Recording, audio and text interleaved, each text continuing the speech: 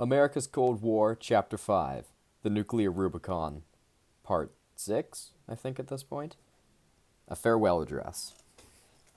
All eyes were now on the youthful president-elect, but Eisenhower still had one more turn on center stage.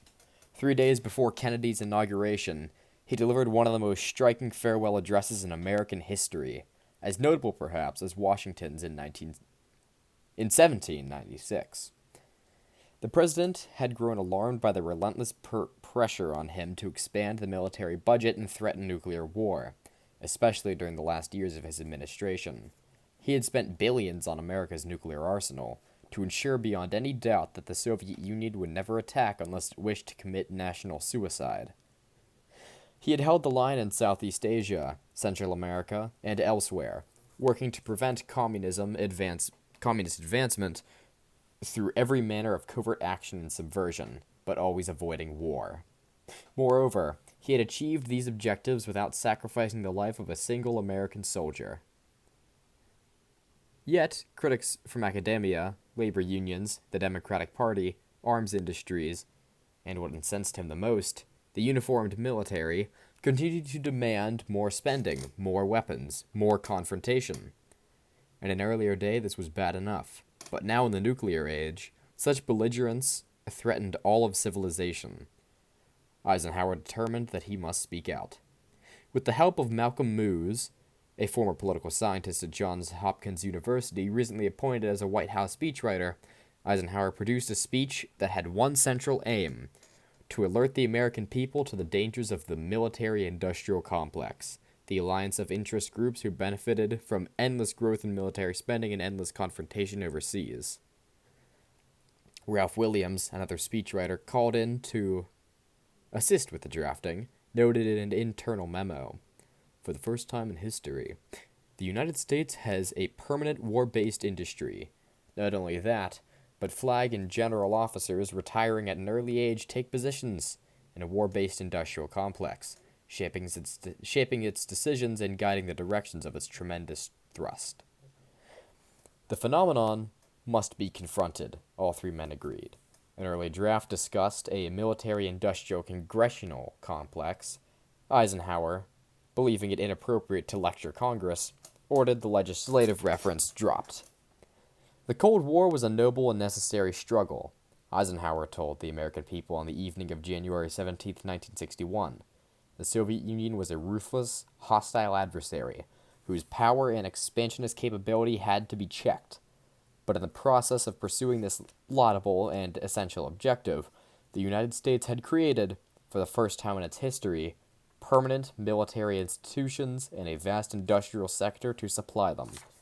Hundreds of thousands of Americans depended on this new economy for their livelihood, many of them earning fantastic wealth.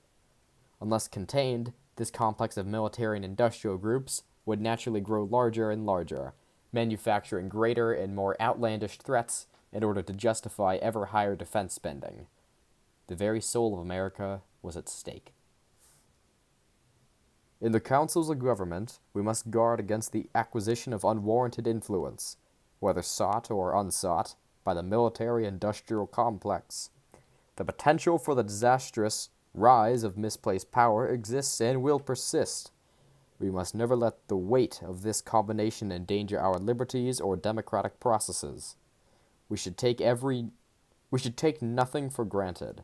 Only an alert and knowledgeable citizenry can compel the proper meshing of the huge industrial and military machinery of defense with our peaceful methods and goals, so that security and liberty may prosper together." The greatest tragedy of all, Eisenhower continued, was that the United States might sacrifice what it was trying to protect, not just the physical existence of the nation, but its institutions of free enterprise and individual liberty, in the name of the Cold War. As one who knows that another war could utterly destroy this civilization, the president demanded of his fellow citizens that they stand guard against the military-industrial complex, that they question and resist its demands for ever more spending and ever more conflict. Never before had such sentiments been expressed by a U.S. president, or indeed any senior official, at least not in public forum. Little wonder that the speech would resonate deeply in the years to come. Of course, as several observers pointed out, Eisenhower himself was hardly blameless for the rise of the military-industrial complex. It was he who intensified the Cold War during the early years of his administration, wreaking havoc in several third world countries. It was he as much as anyone who had created a nuclear weapons system that could destroy civilization. But by the late 50s, the Soviet Union could no longer seriously threaten the United States by spreading its ideology via subversion and propaganda.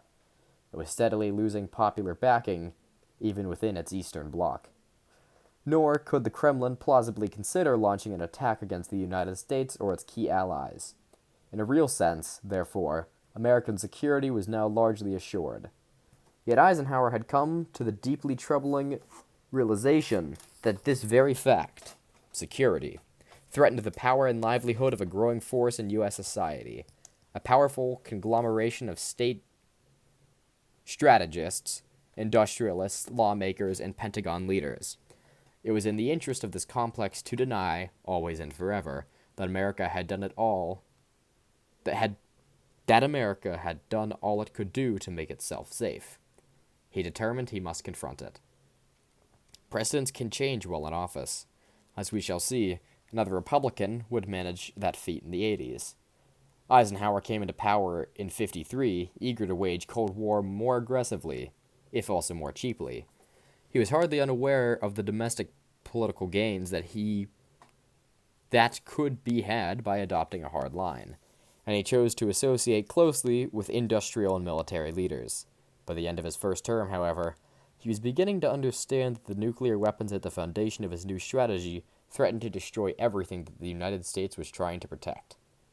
This new fact necessitated an overhaul of America's strategy, for the simple reason that actual hostilities with the Soviet Union were now too dangerous to allow. Eisenhower waged protracted political warfare to force this view on his advisors and military subordinates. He was determined that American leaders must never allow themselves to believe that a nuclear war could somehow be won. The stakes were just too high. Do not risk war for political gain. This was the president's message to his successor. End of part 6.